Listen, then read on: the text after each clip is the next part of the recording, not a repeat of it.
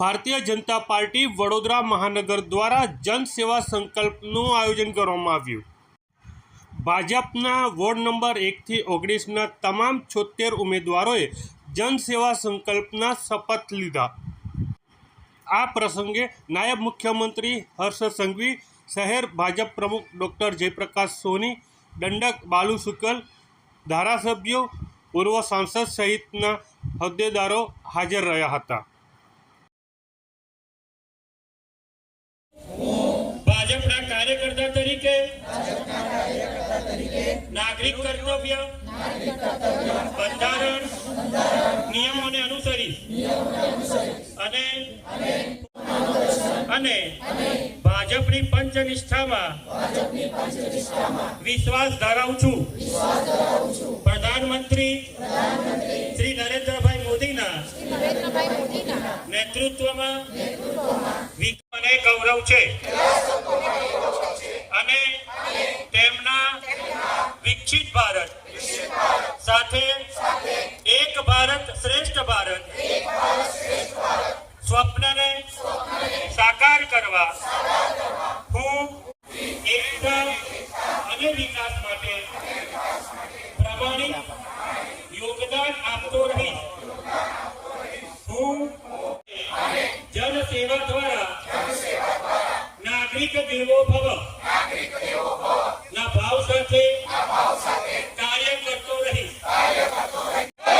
વંદે ભારત માતા કી જય, ભારત માતા કી જય।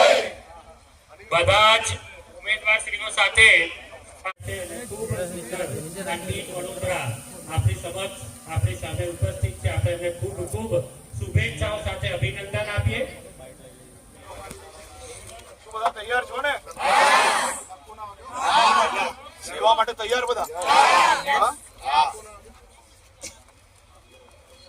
આજથી જ સેવા ચાલુ?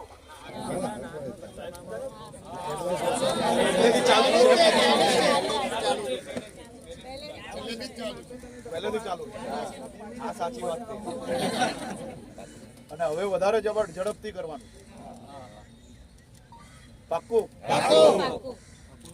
ભારત માતા કી જય, ભારત માતા કી જય।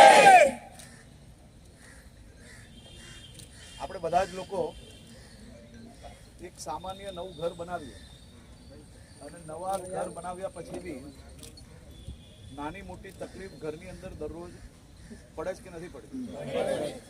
એમ સમાજ જીવનમાં, શહેરમાં તમે એકવાર કોઈનું કામ કર્યું તો જરૂર નથી કે બીજી વાર એને તકલીફ નહીં પડશે, પણ આપણે દરેક તકલીફોમાં સાથે ઊભો રહેવાની તૈયારીઓ જોડે બધા જ લોકો આજે શિવજીને દર્શન કર્યા કે નહીં? તો દર્શન કરીને ખાલી એટલા જ આશીર્વાદ પામવાના છે કે આપણા સૌ થકી વધુમાં વધુ લોકોના સારા કામો થવા જોઈએ। રાજનીતિ માટે નથી, કોર્પોરેટરે ખરેખર સામાન્યમાં સામાન્ય પ્રશ્નો જે લોકોના છે એ આપણે જીવનભર ગંભીરતાપૂર્વક કામ કરશો, એ જ શુભકામનાઓ જોડે તમને સૌ લોકોને